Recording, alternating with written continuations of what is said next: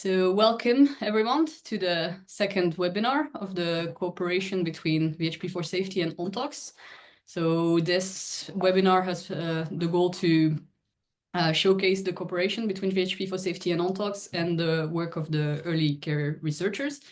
And today we'll be talking about the second collaboration group, which is the stakeholder engagement group. So a quick recap about the project. VHP4Safety is a Dutch research project, which is funded by the NVA and coordinated by the Utrecht University, the Utrecht University of Applied Sciences and RIVM, and runs since 2021 and until May 2026. And ONTOX is a European-funded research project under Horizon 2020 and is coordinated by the Vrije Universiteit in Brussels and is running until April 2026. And both these projects have a common goal of advancing human risk assessment without animals or with reducing the use of animals. So it seemed like, well, common sense to have these projects partner. So they had their first meeting in October 2022. Collaborations group formed in 2023 and the Memorandum of Understanding signed in February 2024. And this year we have launched this webinar series about showcasing the work that these collaboration groups are doing. We had the first one back in February about research output management. So that was, so the first one, research output management, mid-February. The recording has been uploaded on the ASPIS Cluster YouTube if you are interested in watching that again. This one, stakeholder involvement, and then the next one that we'll have probably early June will be on AOPs and quantitative AOPs. So yeah, as I mentioned, each webinar is focused on one collaboration group. It's an opportunity also for researchers to present their work, and it's held approximately once every 2 months. The goal is to have all the collaboration groups this year. Let's see if we manage. Very short about ASPIS Academy, because we are co-organizing this with ASPIS Academy, of which I'm also one of the representatives. It's a network for early-stage researchers using and developing new approach methodologies. And we're trying to boost their careers and giving them specific trainings and give them a space to share their work. So it's a collaboration between all ASPIS projects, which are funded around under Horizon 2020. So ONTOX, Risk Hunter, and Precision Talks. We also have in-person trainings at the ASPIS Open Symposia. We have project meetings, we have summer schools, one of which is coming in April during the ONTOX annual meeting. So all around soft skills and some around hard skills. We have a lot of people involved in ASPIS Academy. You have the list of the names of these people here. We also have a board of advisors. And if you're interested in joining, here's the QR. We have a LinkedIn page, we have an email, or you can reach out to any of the people that is on that list. Now, for the topic that is interests us today, bridging science and society, stakeholder involvement, and animal-free risk assessments. We have three presenters, today. Two of VHP4Safety, Annick de Winter, who is the stakeholder. Wait, let me watch again the exact title. Communication and Stakeholder Engagement Officer. I still struggle to pronounce it myself sometimes. It's a bit of a mouthful. So she is so that for VHP4Safety and at Utrecht University. And Isaac, who is a postdoctoral researcher at the Copernicus Institute of Sustainable Development, which is also based at Utrecht University. And for the ONTOX side, we have Michael Guy-Dimar, who is the project coordinator of 3RS, Management and Consulting Apps. I hope I'm pronouncing everything correctly. They will also introduce themselves a bit more thoroughly, so I'm going to give them the floor. Right now, I think the first stop is Annick. Yes.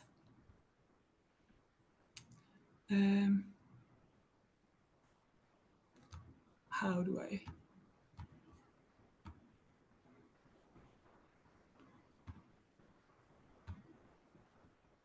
Oh.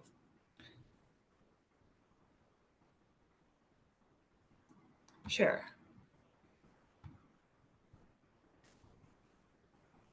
My computer's a bit slow, sorry for that. Well, in the meantime, I'll take the opportunity to say if you have any questions coming up during the presentation, feel free to put them in the chat or in questions, and I'll monitor that and ask them to the. Can you see the presenter mode? No, not yet. Yeah, I had the same problem last time, I remember. I can't manage to share the entire screen for some reason.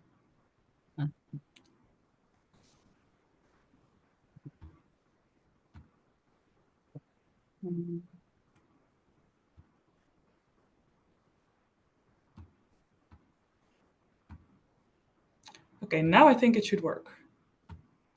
Right? Yes. Perfect. Okay.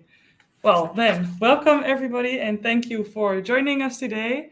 I will be telling you a little bit about how we involve stakeholders in VHP4Safety. And well, first I will present a little bit about this, and then Isaac will go a bit more into his user research. So that's another aspect of stakeholder involvement in VHP4Safety. Well, I will kick off the VHP4Safety part today. So first, a little bit about myself. I did a bachelor's in biotechnology at Wageningen University. And during this bachelor's, I became very interested in why certain scientific innovations weren't accepted or taken up by society, which is why I decided to do a second master's in communication and innovation, where I learned a lot about this. So next to my master's in bioprocess technology. And since January last year, I am communication and stakeholder engagement officer in VHP4Safety. So in VHP4Safety, we work interdisciplinarily. So there's a lot of different perspectives that are involved in this project, and they are roughly divided in 3 research lines. So the first is building the platform, that's developing the ICT infrastructure, computational models, and the user interface. Then we have research line 2, which is feeding the platform, where they're generating human-based in vitro data that feeds into research line 1, where they're building the platform. And then we have the third research line, implementing the platform, which is the social science side. And here we're focusing on ensuring accessibility, usability, and acceptance of the platform. And this is also where education and training are included to make sure that new professionals are also up to date with new developments like in VHP4Safety and ONTOX. And like I said, it's a very interdisciplinary project. So we also make use of some more innovative work forms in this project to make sure that this interdisciplinary collaboration goes smoothly. So we have hackathons, which is where we really focus on challenges in building the platform. So it's really focused on building the tools of the platform and looking at the user interface, what works for the users. Really implementing all that feedback. Then we also have designathons, which are a bit more conceptual. So it's really about which direction we want to go in with the whole consortium and how we can make use of all these different disciplines in the best way to help the project move forward. And also we have task forces in this project for some challenges that cannot be solved within work packages, within research lines, but you really need interdisciplinary knowledge to tackle them. So I will show these in the next slide. So this is where you really see how the task forces are working between the different research lines with people from different disciplines. So it's a bit more overlapping between the different disciplines. Then I will now go into the main part, which is, of course, stakeholder involvement. I will explain this in 3 parts. First, I will tell a bit about the importance of understanding the broader system and make a distinction between stakeholders and users, and explain the role of values. Also, I will tell you how we're collaborating with stakeholders in our project and how you can communicate with stakeholders. So, understanding the system. When you're working on a project like this, or well, yeah, it's any scientific project I think it applies to, it's really important that science always happens in a broader societal system with lots of stakeholders that each have their own needs, values, and interests. It's a whole landscape with a lot of sensitivities, and yeah, it's really important to be mindful of that. For example, in the field of toxicology research, yeah, many people they find transitioning to animal-free testing methods sometimes a bit scary. You sometimes see that there's some resistance, well, in the acceptance of these methods, and well, that's well, like I said, also why I decided to do the second master's, to understand where that stems from, and very often it stems from people's values. Different stakeholders have different values. I will explain a bit about that later, and it's really understanding where that comes from is really helpful to help you in how to engage and communicate with these stakeholders. And then also, if you want your research to have impact, it also requires strategic communication and engagement of the right stakeholders. So it's really important to understand who the stakeholders are and what they need and what their role is in the broader societal system. So then, stakeholders versus users. Well, it's not like it's really a battle, but it's important to distinguish the two nevertheless. So stakeholders is basically everybody who has a stake in animal-free risk assessment. Each stakeholder contributes differently, and not all stakeholders will be users. So for instance, in our project in VHP4Safety, we have a number of co-funders, and some of them are industry partners, but we also have, for instance, a number of patient organizations, and they all are stakeholders, but we think that not all of them will be end users of the platform, which is meant for risk assessment, and not all of them will be doing risk assessments themselves. So users are defined as the ones who will actually use the virtual human platform. They can be grouped based on what kind of information they need and what they want to do on the platform. And by adding certain features to the platform, we can make it more or less relevant for different types of users. So we can really tweak it a little to fit the right type of users. And Isaac will go a bit more into detail about how we're engaging with the users in our project. Then the next slide. So this is the influence interest matrix, which is a very helpful tool for mapping the stakeholders. On the y-axis, you can see the power to influence, which means, well, the influence that they have on the issue at hand. And on the x-axis, you see the level of interest, which means that how important the issue is for the stakeholders. And when you look at this matrix, then you have 4 quadrants. So one is high influence and low interest. So that's the ones you have to keep satisfied. One with high influence and high interest, and those are the ones you want to actively engage. Then you have the low influence, low interest stakeholders, which you want to passively monitor, and the low influence, high interest stakeholders who you want to keep informed. In our project, we filled in this matrix with the end product in mind, so the virtual human platform. And this resulted with end users on the right in this matrix and the other stakeholders on the left. And although it's important to involve the stakeholders on the left, it's not essential for them to be actively involved and be kept up to date about, for instance, the status of the tools that we're developing, those kind of things. So the different positions in the influence interest matrix require a different communication and engagement approach.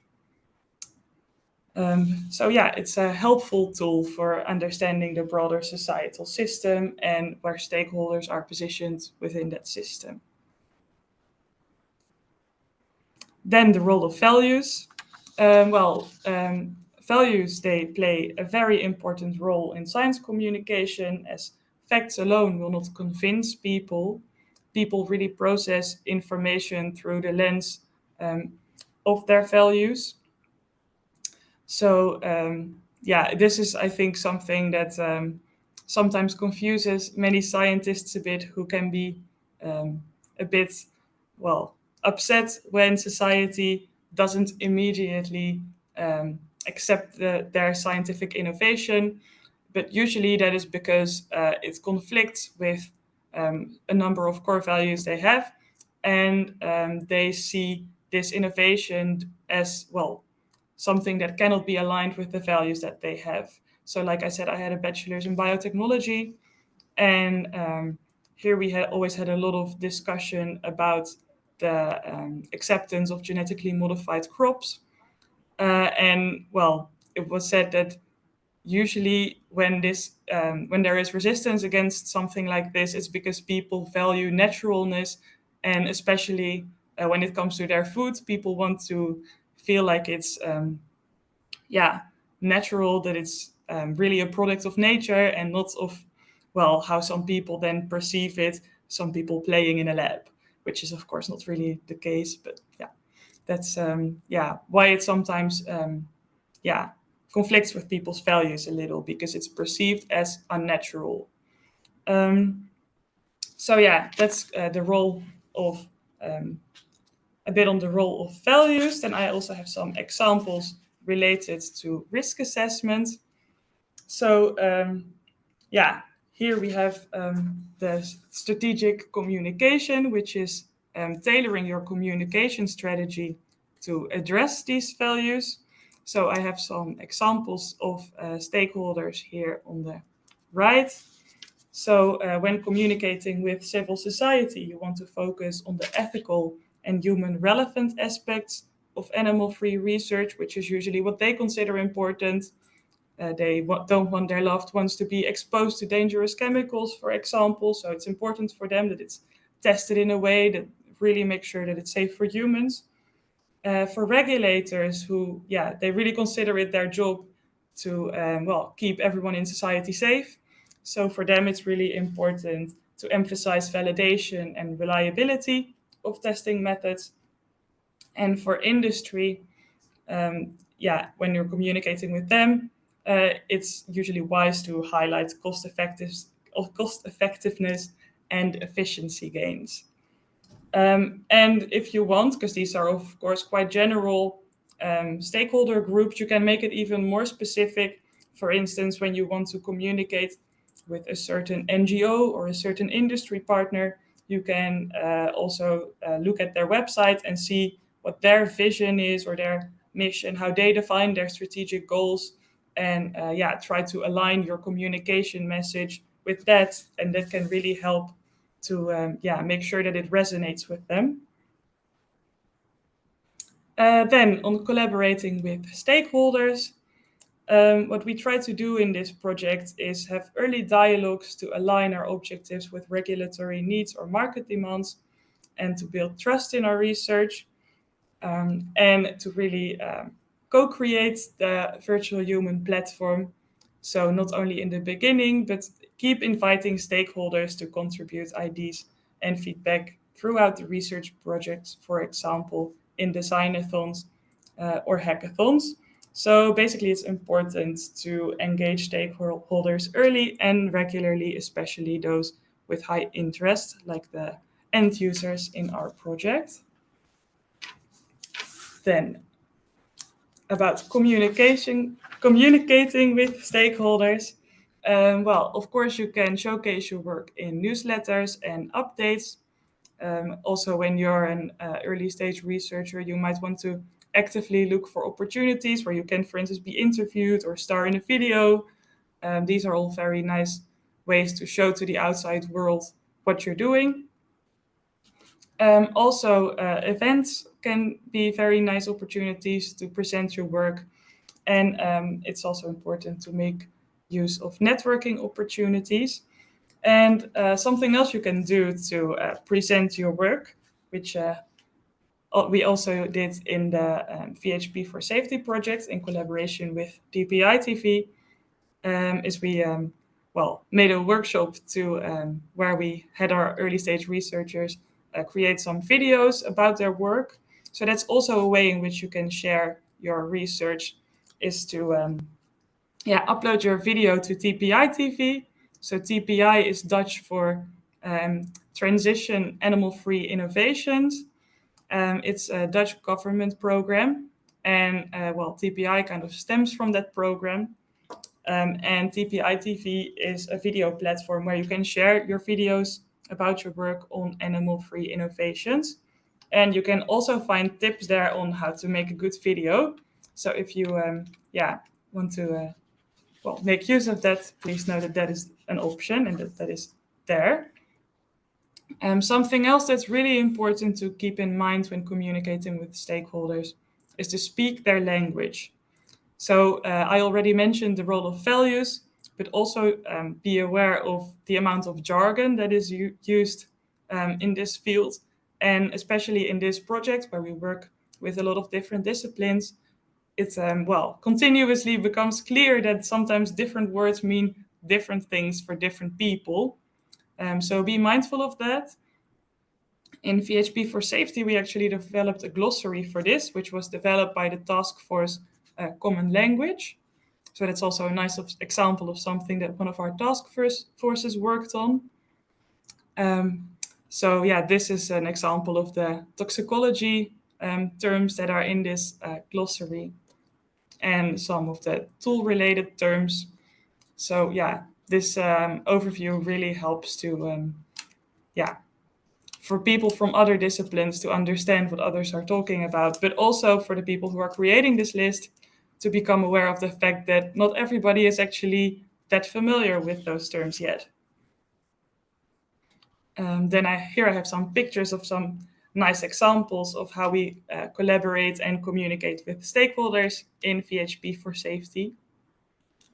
And then lastly, some takeaways. So it's important to recognize that your research is part of a broader system and to understand where stakeholders are positioned within that system. Engage with stakeholders early and regularly, especially those with high interest. And it can be helpful to tailor your language and communication channels to each stakeholder group. So that was it for my part. And then I think I will give the floor to Isaac. Thank you, Nick. Let me see if I can share my screen.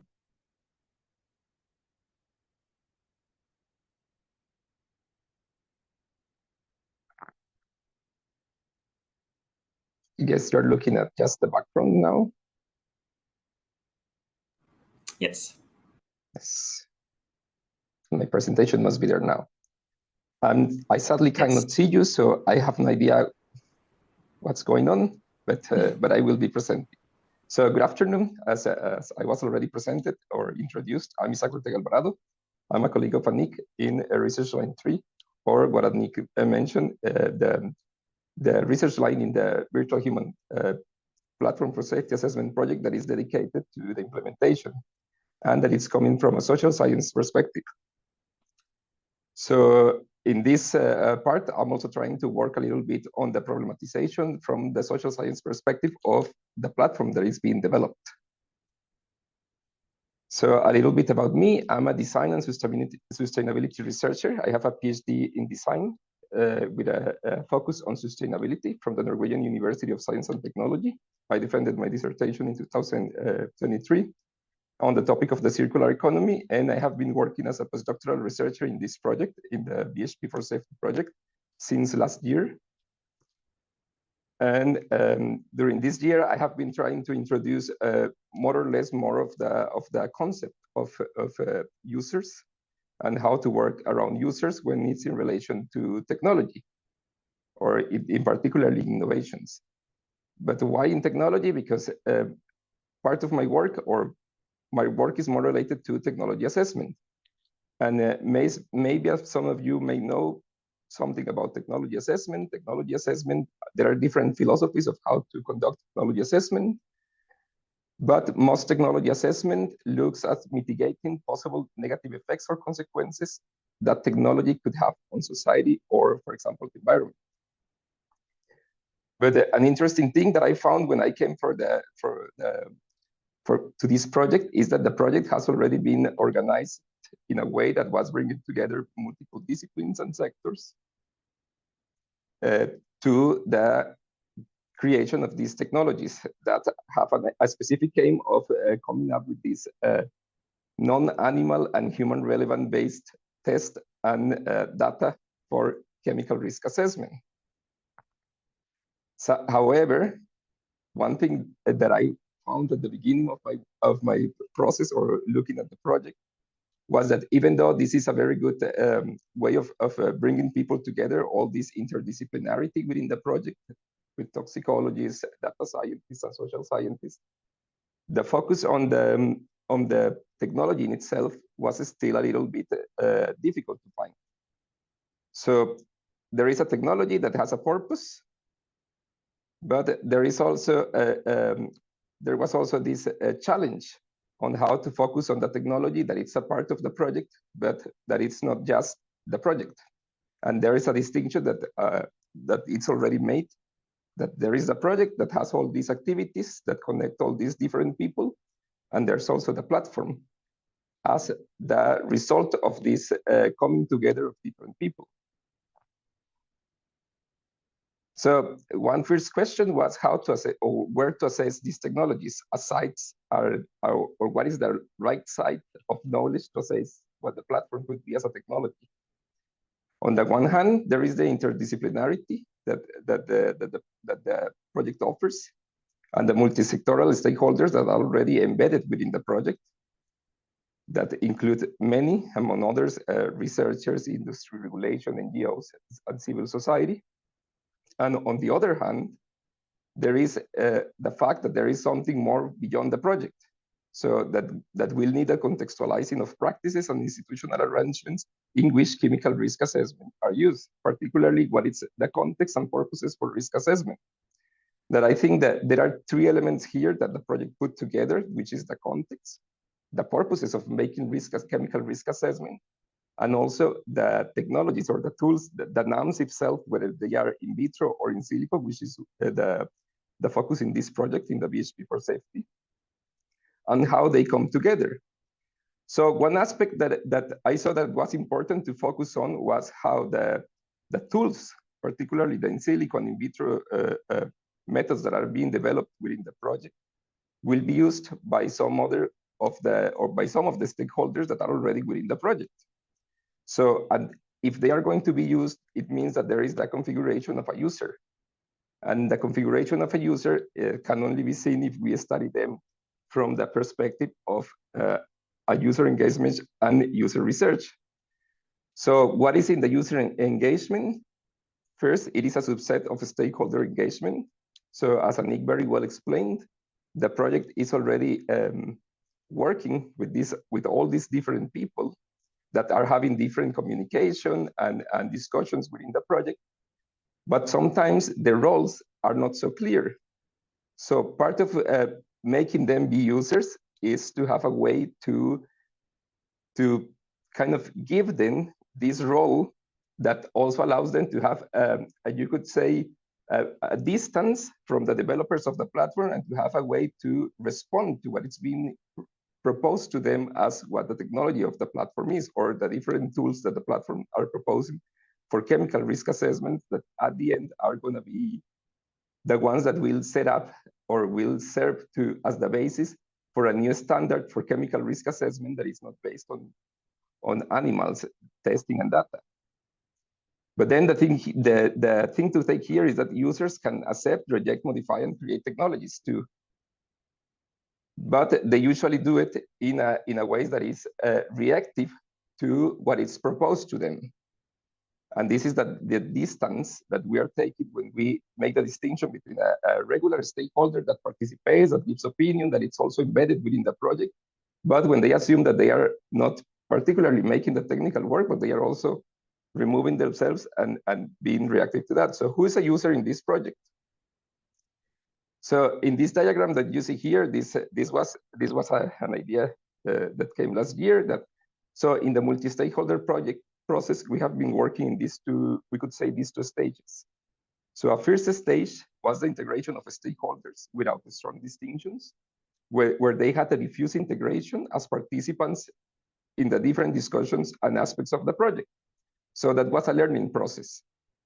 But then and looking towards the last 2 years of the project, what you see on the right side, the user research, will be focused in giving that specific role to certain stakeholders that could have this more, I would say, confrontative, or that could confront what is being produced or developed within the project or constructed as the technologies or the tools that are being developed as part of the project. But they are also a means to expand also later, because if you know who's being targeted with one technology, then you can also say maybe you need other perspectives later that are not accounted at the moment or at the beginning, or what was configured as the tools or the platform itself. And this is also a way to facilitate the project to move towards a convergence around these specific users. And there has to be a deliberate or not selection of who these users are going to be. And this is also something that we did last year in one of the activities of the project, in a design-a-thon, that it was not strongly decided, but it was suggested that chemical risk assessors are the users. And it makes sense because chemical risk assessors are closer to the project, and are also closer to in the sense that they work with animals, for example. They are people who have to change their standard, but they also provide a technical expertise or a techno-scientific expertise that it's closer to the language, for example, that toxicologists and that use in the project, and data scientists in the project can also understand, so they can communicate better there. So it makes sense that risk assessors were selected as the potential users that can be targeted in the short period of 2 years to be the users that will be feedbacking into the processes of the project of the VHP4Safety. So it means also that the VHP4Safety, the platform that will result from the VHP4Safety project, in this first, you could say these first years, this proposal will be made around the language and the configuration that these users provide. But it doesn't mean that they are the only users. It also means that there is a space for others, but that for now, the project is focusing on these specific technical and expert users. But what I want trying to say here is that there is a process of technology and user co-construction that has to be put forward, and that has to be understood. So in this parallel process of constructing technologies and their users, the inscription of what the standards will be right now, for example, will be very technical and are very, as Anik very well mentioned before, it's already filled or loaded with that, for example, the kind of jargon that these users can understand. But that these users may also change as for example, the new approach methodologies and platforms and digital tools are configured. So the project will create a platform that might serve to also give the space to critiques of which users should also be incorporated, for example, for later, or for example, if the platform wants to be further developed for other areas, or if it was, or for example, if the outcomes of the project want to be developed further for these risk assessors that also come from different sectors. But the point is that we are starting with a potential immediate user that will allow allows the project to understand better how to engage them and how to collect a feedback that it's useful for them. So there are two social processes of constructing use that we can find in this project that usually puts the platform as a mediating object, that it's an object of knowledge. And when I say the platform here, and I put it here as a black box, it could be the platform that the project is going to create as a whole that connects different types of new approach methodologies or tools for new approach methodologies, for example, QSARs or others, for example. But then the thing that we have here is two social processes that are ongoing, and this is a distinction that having users allows to have. On the one hand, we have the process of construction, and on the other hand, we have the process of reception of the platform. So, and on the side of construction of the platform, we have the developers who are very diligent in producing these new tools. And on the other hand, we have and they also have the role of conceptualizing and proposing tools and workflows for risk assessment. And on the other hand, on the side of reception, the users, they also have a role. They can have expectations about what they think should be in the platform, and also that they can reject or adopt what is being proposed. And it's in these encounters that, for example, that the VHP4Safety in a successful way makes through the hackathons and the designathons, that they can come together to mediate this or to this medium that is the platform. But then there is a little bit, at some moments, it's a little bit difficult to see or to understand what is in the platform, because the platform then results not in a one thing that is static, but instead it's a dynamic product. So it's always changing. So at some moments there is a little bit of this elusiveness of what the platform is or where the platform is, because it is also moving along with the project. But the interesting thing is that as the project advances, it goes being configured. And now that we have a more solid base of understanding, okay, this is for expert users, then we know that the platform will talk to them and will also inscribe the way they talk, the way they understand chemical risk assessment. So there is an easy, no, I wouldn't say an easier way, but there is a better way to put that on the horizon what the platform can be, or where this dynamic product should go to. So, and then bridging it to society, again, this is a diagram that I have been working with since last year, in which I try to put the different elements that could be that are part of the platform, and also that could connect to the broader system, or these other broader systems like economic, legal, regulatory frameworks, policy frameworks, where risk assessment also exists. That is part what I see there, that I put there as acceptance.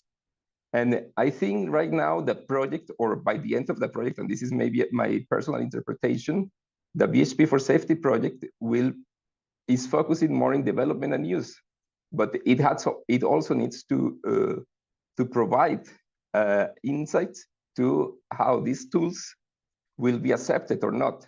And I think also there are two directions in which the project is moving. One is the creation of tools that will be used, for example, by these expert users. And the other one is the creation of frameworks about chemical risk assessment. Particularly in the creation of frameworks, some questions will be about why chemical risk assessment is conducted, or why chemical risk assessment is conducted by specific institutions and not others.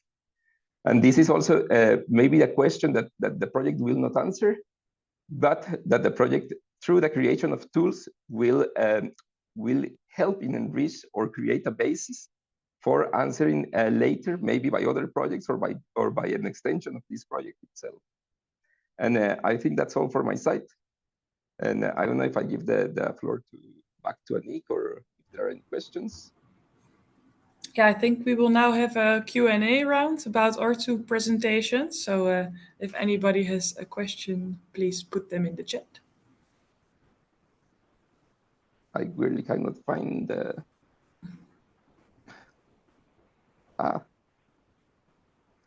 Sorry, I cannot stop that. Cherry. Maybe while people come up with question, I actually had a couple myself. To get it started. For Anik, you mentioned, well, you need to keep stakeholders engaged, but I mean, practically, how do you actually do that? Because yes, in theory, they have an interest. They well, it's in their best interest to come when they're invited, etc. But we all know they all have busy schedules, and it's often difficult to have people actually showing up when you invite them. Do you have any way to kind of incentivize people to further? Yeah, well, I think it all goes back to the understanding their values, understand what's important for them, and really try to make it relevant for them. So just, yeah, sounds a bit like a kindergarten exercise, but try to put yourself in their shoes. Like if you were them, what would you consider important? So yeah, for instance, one of the things that we know is important for a lot of industry people is that towards the end of the year, it can be more difficult for them to travel to meetings. So for instance, that's one of the things that is important to take into account. And also, if you want to know why they might or might not join a certain meeting, of course, one thing you can do is just ask, because usually people are willing to think along. Right. Okay. Nice. Thanks. I just got a note that the chat is closed, but you can put your questions in the Q&A. Okay. We have a question, I think, from Daniela. So I will unmute her. Yes.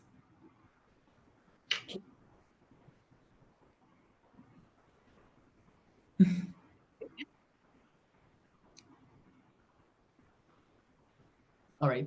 Maybe that's a fluke. I don't know. Daniela, otherwise, if you have a question, please put it in the Q&A. Yeah.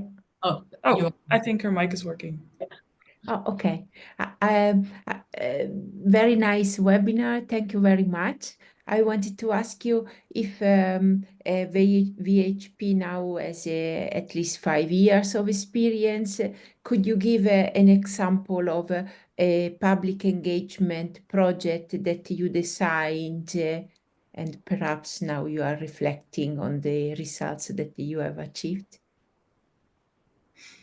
Well, public engagement, not so much. We're mainly focusing on involving the end users to make sure that, the product, so the platform, the virtual human platform, will be accepted. But one way in which we did, look into a bit more the broader public is collaborating with the Utrecht University of Arts, so the HKU.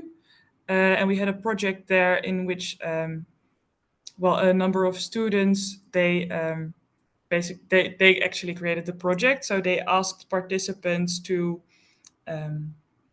they made 2 audio recordings, one resembling animal testing, one resembling in vitro testing. And they asked people to, make kind of clay sculptures based on the emotions that they felt while listening to these audio recordings. There you really did see that, both of the testing methods, they really bring up different emotions. But that was the only thing that we really did on like public engagement so far. Thank you very much, Anik. You're welcome.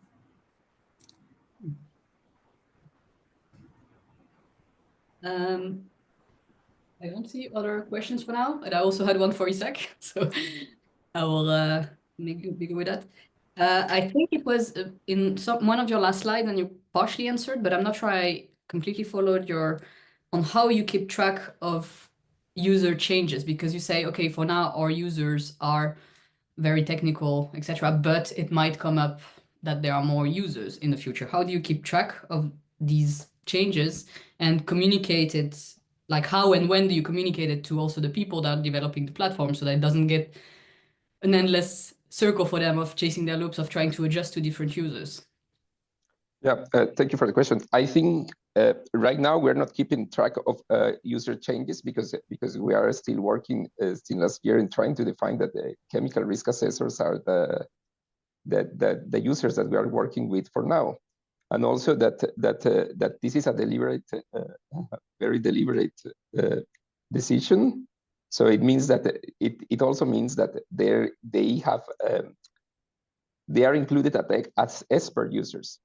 So, and what I'm trying to say is that, and this is also something known from user studies in general and in the literature, that there is, that usually you can create a technology and you can assume a user to be for that specific technology or for the specific tools, but maybe other groups will find it useful.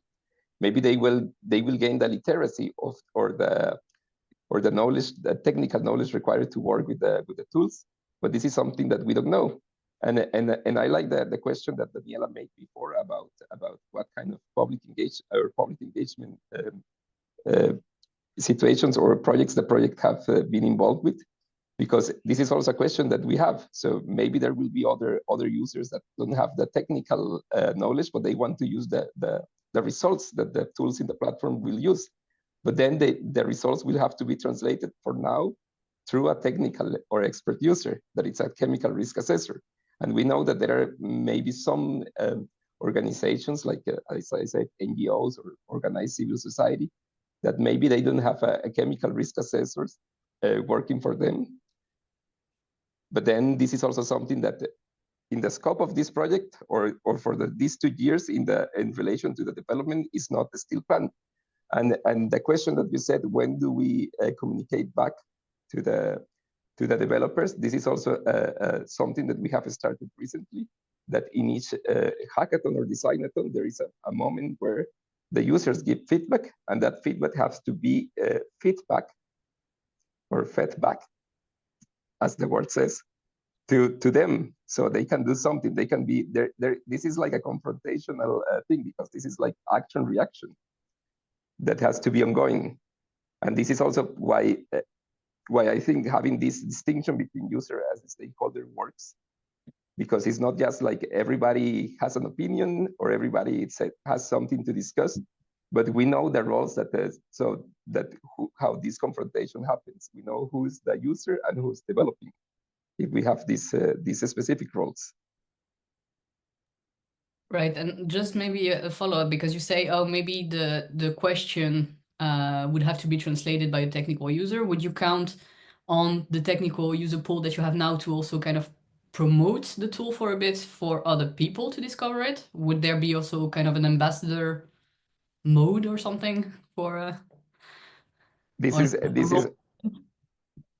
is also interesting, because indeed you would want the user pool to grow over time, but right now we are using them more in an instrumental way for the development of the tools. But I think this is also a good point about, for example, how the user research may help grow the stakeholder engagement. So how it can point, okay, so we have worked with these users at this point, and they are giving feedback for these specific tools, but we also want to use them, as you said, to go back into society and to bring this, for example, forward with regulatory authorities, whether it is at the Dutch level or at the European level. Okay, nice, thanks. I see we have another question that is open from Mero. Can you give strategy communication ideas for stakeholders that have a high interest and high power of influence and that really resists the change? Yeah, I think that's a question for me. Well, one thing you could do is try to make them responsible for your innovation. No, but that's maybe not the easiest.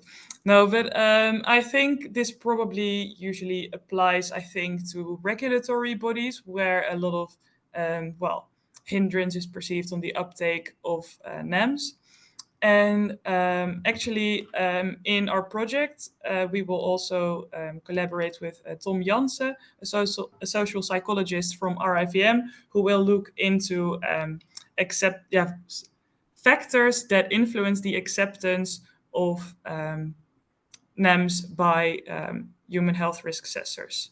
So understanding these factors, really doing studies on them, I think we're going to have a combination of qualitative and quantitative methods to study what influences trust in things like the virtual human platform. But also there was already a paper published on this subject, and I could send it to you, Merel. I hope that answers your question. Yes, apparently it does. Okay. Perfect. I don't see any more questions for now. So maybe we move on to Michael, and then we will have another opportunity for questions after Michael's presentation anyway. So Michael, if you want to get started. Yeah.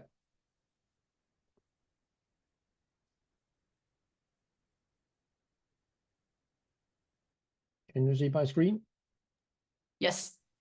in presentation mode? Yes. Super. Okay, thank you for giving me the floor. You will realize that there's a lot of similarity between the approach in engaging stakeholders in ONTOX as well as VHP4Safety, but there are also some differences, and this is and then I will try to explain how we have addressed stakeholder engagement from our side. I'm part of the work package 6, risk assessment and implementation in ONTOX, and I will just shortly introduce you to the organization of ONTOX as well, so you see where I fit into. Just it. And a little about me. As you see, my background differs quite a lot from most of the people, if not all of the people in both ONTOX and VHP4Safety, because I have 38 years of experience from the Danish Armed Forces as a General Staff Training Officer. And how do I fit into this project? I have worked both in national interdisciplinary organizations in my previous working life, as well as international staff. So I think a lot of these tools I have achieved here, I can use in my work the last 4 years in ONTOX as part of the partner 3IS management and consulting. And my job is to organize ONTOX meetings and workshops with stakeholders, as well as some internal workshops in ONTOX, and primarily to address the sustainability of ONTOX. Shortly about the organization, as you can see, I have just framed work package 6, risk assessment and implementation.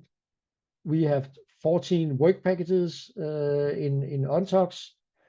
9 of them, 1 to 9, is addressing research and development, and the work package 10 to 14 are more supportive work packages, but as important as the others. Yes, and as I mentioned before, I'm part of the work package 6. Okay, short introduction to ONTOX. What we aim to is to make proof of concept for a fit-for-purpose AI-supported probabilistic risk assessment approach. And what we have named this as OPRA for promoting this, and this OPRA is standing for ONTOX AI-supported probabilistic risk assessment approach. And this is, here we are in a process to explain ourselves, so we can explain stakeholders what this is about. So this is work in progress, how to visualize this in a understandable way. Our focus is on systemic repeated dose of toxicity, and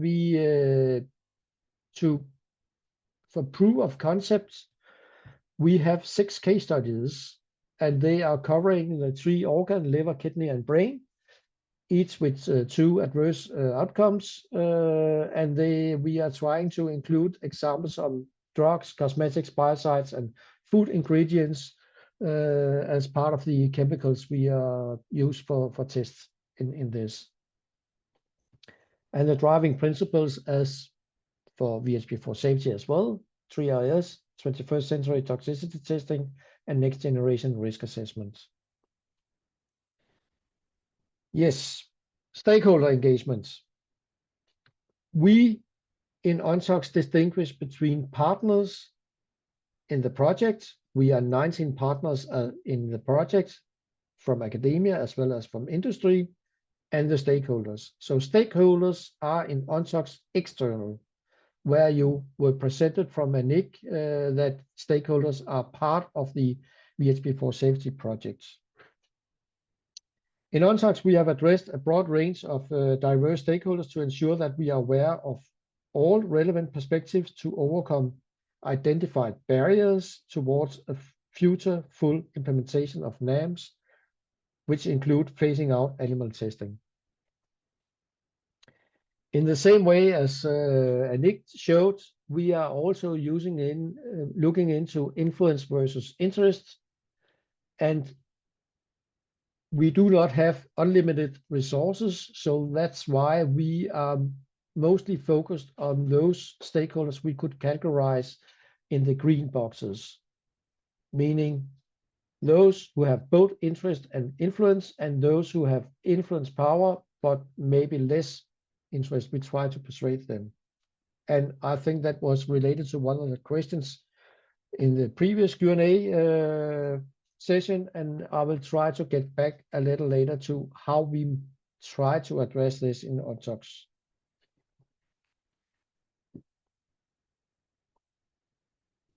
At first, in the very beginning of the project, we made a research on potential stakeholders.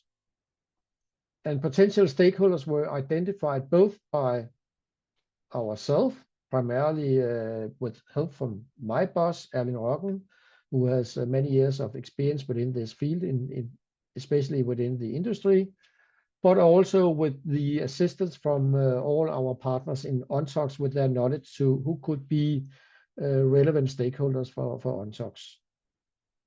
Next step was to make research on those potential stakeholders using their own websites to identify their relevant competences, their interest, and their declared policies. Again, looking back to the schematic overview before, who have the interest and who have the influence. Yeah, we have arranged with that as a foundation. We invited those stakeholders we find most interesting to one-to-one online kickoff meetings. And in the invitation, we try to explain shortly what is ONTOX, what are we aiming for, and what do we invite them to participate in this kickoff meeting. And the kickoff meeting was organized in the way that our overall coordinator, Matthew Winken, he made an overall presentation of ONTOX. What are we aiming for in the project? And then from work package 6, we made a little more detailed presentation on how interactions with us could be. And we put up some options. The lowest one is just to follow our work and maybe to act as devil's advocates to challenge us in our approach. Next step was to maybe to take part in our stakeholder network. I will come back to that a little later. And lastly, maybe to be included in some case studies, because to overcome mistrust of our approach is to make proof of concept. And proof of concept, we need case studies. And most preferably, if we can have some chemicals unknown for ONTOX, and we can make some results, maybe together with industry, and they have previously made some tests as well, traditionally in vivo animal testing. And if the test results are similar, or we can explain why they are not, then this would be part of our proof of concept in the very end. So case studies is a very important part of ONTOX. After this kickoff meeting, we make some notes, some more notes of what is their interest, what is their policies, do they have an interest in being stakeholders in ONTOX, and we start up making a stakeholder analysis, which is a living document. We update it due the time. And after several of these stakeholder network meetings, then we initiated a survey to map stakeholders' position on NAMs in December 22. We addressed 18 positions where they could indicate if they agree or disagree, 5 grades. And the 18 positions were grouped into 7 clusters, and responses were analyzed.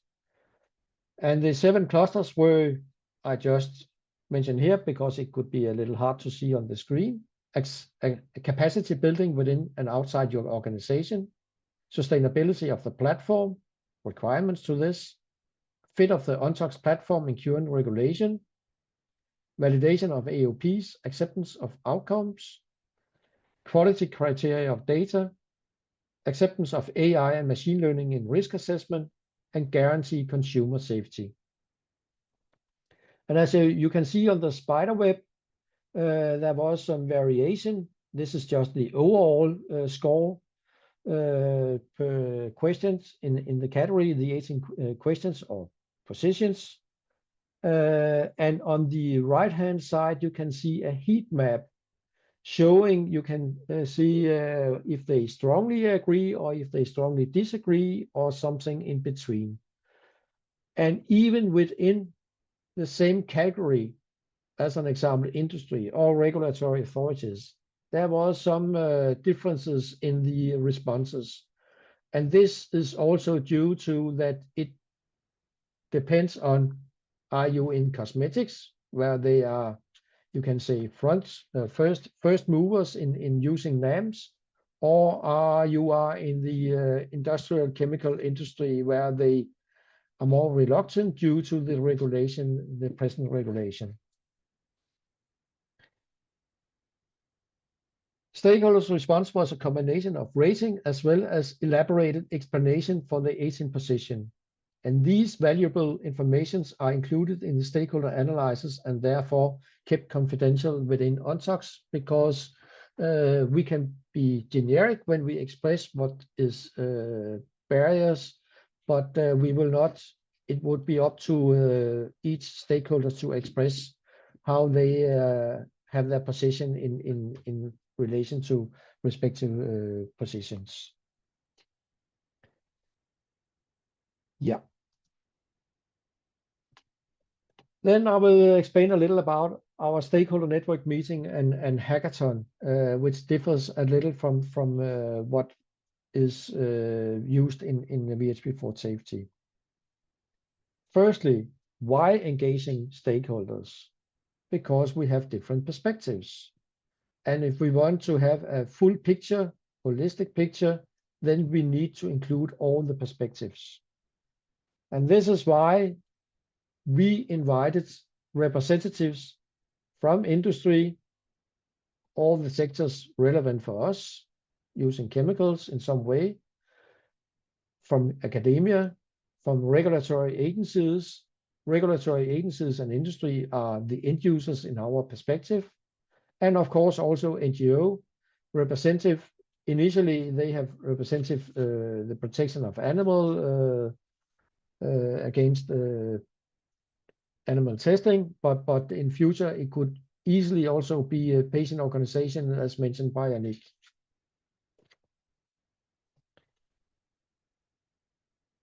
Our concepts, overall concept is depicted here, and as you can see, we have the interaction with introductory meeting. We invited at that time, that was in the beginning or before the stakeholder network meeting in 23. We had invitation out to 45, and we had meetings with 26 of those. We made this survey where we invited 35 because 10 of the 45, they just replied that they did not have the interest or did not reply at all. So the 35 was those who indicated some kind of interest in ONTOX, and we received 27 responses on the survey. Then we have the stakeholder network meeting, and 21 stakeholders, some of them with more than one, were represented during the stakeholder network meeting. And at last, the next step was the hackathon. So the ONTOX stakeholder network meeting we had in the March of 23 in Brussels, in-person meeting. We were 50 participants among stakeholders, and 50 participants was including the representatives from ONTOX. We formed up 6 breakout groups, and the 6 breakout groups was addressed with 5 different issues. The first issues was addressed by 2 of the breakout groups. The remaining 4 was 1 breakout groups each. And the issues were: what are the drivers and barriers for full implementation of NAMS and probabilistic risk assessment? Hazard assessment versus risk assessments. The third one, how to promote future reliance on artificial intelligence and machine learning. Number 4, how to make future chemical testing sufficient and the requirement for industry achievable. And the 5th and last, sustainability of ONTOX Hub in users' challenges. The ONTOX Hub is how we try to make the sustainability of ONTOX. The ONTOX Hub is meant to be, the ambition is to have a one-stop shop where you can find all relevant tools and methods and data in relation to our projects, and even those we are not developing ourselves, then we aim to have link to other projects. It could be VHP4Safety as a platform, it could be other things, and we also try to link to all relevant databases for this area. So this is just shortly about the ONTOX Hub and the ambition of this. Okay. The purpose was to see if we could identify methods to overcome those barriers. Some barriers and issues were concluded to be tough, and therefore they might need additional perspectives to find solutions. So we already at this point agreed that we need to have a hackathon where we increased the participants and tried to find someone who was not biased by too much by the ONTOX projects before they participate in the hackathon. So we arranged a hackathon in April last year in Utrecht. We managed to have 48 participants, very interdisciplinary, covering, as you can see here, both more senior participants, students, and early career researchers. And they were also, we also have a look at that they were differences in age, professional experience, geography, toxicology experts, as well as non-experts. And this was to facilitate this interdisciplinary discussions And the purpose of the hackathon was to address so-called wicked problems, problems which are difficult but can be solved, while others are controversial or require expertise from outside the ONTOX consortium. Thus, they are potentially suitable for a pressure cooker approach as envisaged in a hackathon. Our hackathon was not a technical hackathon. Our hackathon was more a conceptual discussion of what we're dealing with, not excluding that technical issues could be addressed as well, but it was more conceptual. And the 4 issues we addressed to 8 breakout groups in total was 1, how to drive the use of AI in chemical risk assessments. 2, to predict or protect. 3, how can we secure human health and environmental protection at the same time? And issue 4, how can we facilitate the transition from animal tests to full implementation of human relevant methods? Both events has been made a report which is published. The first one, report of the first ONTOX stakeholder network meeting, digging under the surface of ONTOX together with stakeholders. And here we included or invited all the participants to be co-authors of the reports. So just to do that was quite a job to include all their positions. And here you have the participants, and here you have a QR code if you should have the interest to read the full report, which is open access in Atlas. At the same way, we made a report of the first hackathon, Hack to Save Lives and Avoid Animal Suffering, which addressed the use of artificial intelligence in toxicology, a potential drive for reducing and replacing laboratory animals in the future. And I just mentioned the 4 issues we addressed here. In the same way, here you have the participants, and you have a QR code for those of you who have the interest in reading this full report. The first report both describe, you can say, what I mentioned about the survey on positions, and it also describes the output from respective breakout groups, their proposals on how to overcome barriers and use drivers. And the report of the first hackathon address both how we organize it, the considerations about this, and also the feedback from both coaches. We have professional coaches on this hackathon, from the experts, which was available for the participants if they have specific questions, and from the participants as well. Then I will just go through some of the other interactions we have direct and indirectly. We participate, not only Work Packet 6, but all from ONTOX participate in conference, where we have presentations, oral and posters, and I think most of you are familiar with this. This is very important in relation to dissemination and communication to a broad interdisciplinary audience. This is where we explain, this is where we try to interact, and especially the big conference attracts more efficiently some of those stakeholders we have difficulties to address, especially European agencies, because they are not that many. They have limited resources for traveling, so they from time to time prioritize to participate in those events. And we also, from our work package side, we use these events to networking and have meetings, arrange meetings with potential new stakeholders, both present in the project and potential new stakeholders. Then we also participate in workshops. We are very active in the European Commission workshops on the Commission roadmap towards phasing out animal testing.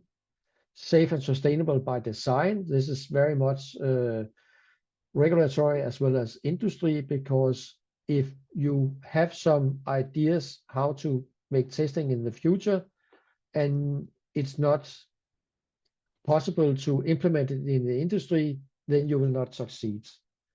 And then the last one is change collaboration to harmonize the assessment of next generation evidence. Is a Norwegian project, but funded by EFSA, where they have invited participants to discuss how to overcome this. It's a 3 years project. And then last, as I mentioned a couple of times, joint case studies, joint with stakeholders from regulatory as well as industry, and joint with other projects. And this, of course, will from time to time, we will need, if we are going into details, we will need to make some arrangements with non-disclosure agreements to ensure that if it is confidential, then we can keep it within 4 walls. But again, one of my main things to address to you is dissemination and communication. If you have the ability to address experts in an interdisciplinary environment, as well as non-expert, as an example, politicians, policymakers, and the public, then you have a chance to succeed with your research. If you're not able to explain it in a lay person language, and you can use me as a test because I'm a layman in that perspective, then I think it will be very hard to achieve the confidence for those who have to make the decision in the very end to use new test methods. Thank you for your attention, and I'm ready for questions as well. Right. Thanks, Michael. I'm checking if we have any question that popped up during your presentation. I don't see anything for now. Just to remind people that you can also ask questions to Annick and Isak still as well. I had one, let me find it. About the joint case studies that you mentioned last, Michael. How did you identify those, and how do you select which are most promising to collaborate on? Because I can imagine what we did is it's the first one we had. I can't go into details about the case studies, but we both have initially we have a case studies with one of our industrial stakeholders, and they, during our meetings, they addressed that they have 2 chemical substances which looked very much like each other. One of them they were very familiar with, and the other one they didn't have the data on it if it reflects in any adverse outcomes. And then we say, okay, this could be nice for us they ask us to try to use our methods to use this. And this case study involved several work packages in ONTOX, including several early stage researchers in ONTOX as well. So they have been very active in this case study. And we are in process now, and we believe that in the end of this year, we have finalized this case studies. That is one thing. The other thing is that from some of the regulatory authorities, we have been addressed with some issues they struggle with. And then we have had some meetings. The initial meeting is just, you can say, the leading party of the ONTOX as well as the leading party from the regulatory authorities. And then we identified, okay, this is the issue we would like to discuss. Then we have some other meetings where we included experts from both sides, so we can identify what is appropriate to cooperate on, and in the very end, then we maybe identified a case studies, and that is in fact with some food substance we have identified with some of the regulatory to look into this and see if we can do something about our approach. And last, of course, we also initiate own case studies, but this is internal ONTOX. That's not so much about the stakeholders. So for us, it's very important to include the stakeholders, because if we have stakeholders on board, external stakeholders on board, and we can show that the ONTOX approach is working, then we might be able to convince the end users, both regulatory as well as industry. And our experience is that industry is very willing to adapt new methods. The only thing which prevent them from doing this is that regulation.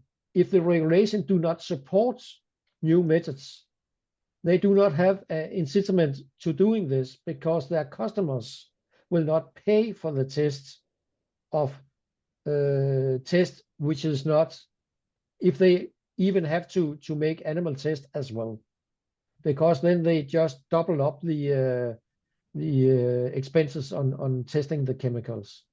So this is what we primarily struggle with. And the next thing we struggle with is that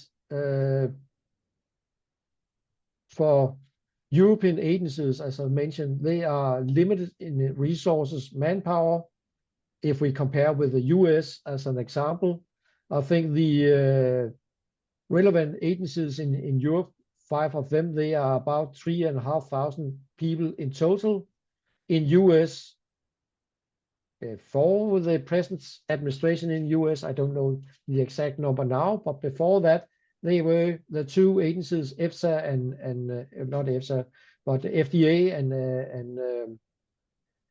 and the environmental EPA, they were about 30,000 people, and did also have some research included as well. So there's a big difference in it. And you can say, if you compare all the regulatory authorities in Europe combined, they would be just as many, but there's a lot of duplication. So this is why it is a little more difficult to attract people from regulatory authorities, because they have limited resources. They maybe also, they have limited expenses to travel and participating in events. All right. Thanks for this. I see there's another question that popped up. I think it will be the last one we have time to take. From Merel, change mentions the word evidence. What role does evidence synthesis have in all these developments? Also, evidence synthesis can be used for social sciences. Are they used? Do you have examples? I think that's for you, Michael. But yeah, for the change management, this is exactly what has been addressed by the European Commission roadmap towards phasing out animal testing. And this is also addressed in the change project I mentioned lastly. So change management is in the European Commission, it's a pillar now in the roadmap to address. So there are people who is addressing this, and they are also including stakeholders, and we are one of the stakeholders who are giving input to this. So you can say change management is on that level, not in our level, so to speak. okay, I hope this answers your question, Merel. Right. I don't see any other question popping up. If there is anything, any burning question, feel free to raise your hand. Okay, it did answer Merel's questions, so thank you. Okay, then I think we are about at time. So I would like to thank all our presenters today for making the time to present their work, and everyone that joined this webinar. It's always very nice to have some attendance to this. And also thank you to ONTOX for co-organizing this and helping us, supporting us with the Zoom. And well, the SPS Academy, I guess I can thank myself for a bit as well here for co-organizing. As a reminder, the next webinar will be about QAOPs and will probably be early June. So keep an eye out for the announcement, the communication around that. Thank you, everyone. Bye-bye. Thank you.